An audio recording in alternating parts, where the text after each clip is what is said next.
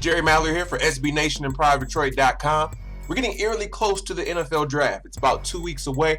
We're going to talk about the Detroit Lions, who are sitting pretty at the number 5 pick.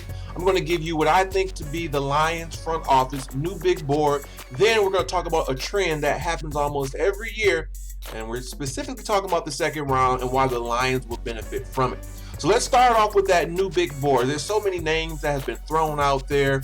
Eric Fishers, Luke Jokel, Lane Johnson, Ezekiel Ansah, D. Milner, etc., etc. Of the players that will probably be available. I'm not talking about Sharif Floyd. I'm not talking about Luke Jokel. Aside from them, there's a possibility that any number of these guys could be available at number 5. I think Detroit Lions' big board is as follows. At number 1, they're looking at Eric Fisher, offensive tackle. Number 2, well, this is a 2A type of situation. It's Deion Jordan and it's Lane Johnson. You might say, what about Ezekiel Ansah? I don't have all the answers, but I'm going to give you some speculation based off of the past, how the Lions have drafted, and as to why Ezekiel Ansah, they like him, but I don't think he'll be the pick at number 5. D. Milner, I just think if you think of the 3 young cornerbacks they already have in the re-signing of Chris Houston, they don't have to go in that direction. Even if they feel as though he's the best available player, that next guy is probably close enough in talent to where they'll draft, and that's going to be in the trenches. First and foremost, they've drafted in the trenches. That's why the 3 guys I've mentioned, Eric Fisher, Lane Johnson, Deion Jordan, they fit that need.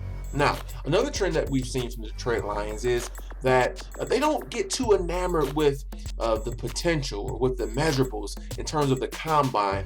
They watch tape, they look at what they've done at the college level, and they tend to draft in that area. Mikael LaShort played at a big school, put up big numbers. Ryan Broyles, one of the most successful wide receivers in college football history, played at a big school, put up big numbers. Ndamukong Suh, big school, big numbers. Nick Fairley, big school, big numbers. Matthew Stafford, etc., etc. Riley Reef. When these guys draft, yeah, the combine is probably important, but they're looking at what these guys did. Who's the competition that they went against, and they look at the stats. If they can do good against good competition at the college level, chances are they'll do the same at the pro level. So I think in terms of that, Ezekiel Ansah, a lot of potential. He didn't play at a big school, and even so, he didn't put up a lot of big numbers playing at a smaller school, so he went against lesser competition. The potential's there, but I think the Lions, once again, if you look at how they've drafted, they go for the big schools and the guys that put up big numbers. Now, you might say Deion Jordan, well, he only had 5 sacks. However, he played at a big school, obviously. Oregon, one of the best teams, went up against a lot of competition, tough opponents. And Deion Jordan was asked to do a number of things, not just play defensive end, but also play linebacker, drop back in coverage. Doing all those things, he still had 5 sacks. He had 3 forced fumbles as well, and over 10 tackles for loss. So here's someone that was asked to do a lot of things with a big name, a big school, big competition, and he stepped up. The same can be said for Lane Johnson playing for Oklahoma, big competition. Now, Eric Fisher is different, and there's always exceptions to the rule. He played at a smaller school, yet and still, by looking at him being in the backyard, their biggest opponent was Michigan State. He looked great against Michigan State, which would have been the top talent. And so if there was going to be an exception in this draft, it's not going to be Ezekiel Ansah, it would be Eric Fisher. So once again, the big board for the Detroit Lions, in my opinion, one of these 3 guys, unless they have a chance to trade down, will be Eric Fisher, Lane Johnson, and Deion Jordan. Lane Johnson, Deion Jordan, you can flip-flop those 2 guys, 2 and 2A. Now the trend I'm talking about is this. It happens every year. What do these 3 guys have in common? This is the players drafted last year. Courtney Upshaw, Cordy Glenn, and Jonathan Martin. All of these players were projected to go in the first round, but they slipped. They slid, and then they were available in the second round, right around when the Lions will pick in round number 2. It happens every year. It's simple. Our projections and the way we look at players isn't always how the GMs feel. And then there are guys that teams, they don't feel like they're reaching on, but maybe it was a bit of a reach. And sometimes it pays off. Look at Pete Carroll with Bruce Irvin last year. So, there's going to be players that's going to fall into that category this year. And I think the Detroit Lions will reap the benefits of it. Guys that slide usually don't have the best measurables, but they fit this scheme.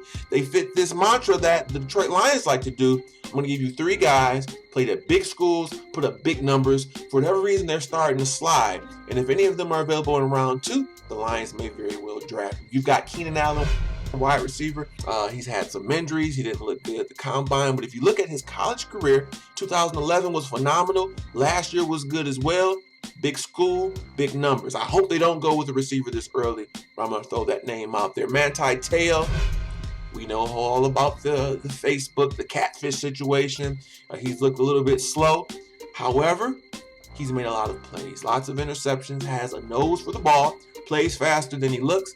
The Lions didn't bring him in for a smokescreen. They brought him in. If he slips, they'll look long and hard at him and potentially pick him up. And the guy I think the Lions would definitely pick up if he's there in the second round, his stock has fallen, it's Demontre Moore. Yeah, he didn't do a good combine. People are questioning his work ethic. He didn't have a ton of reps when it comes to the bench press. But what did he do at college?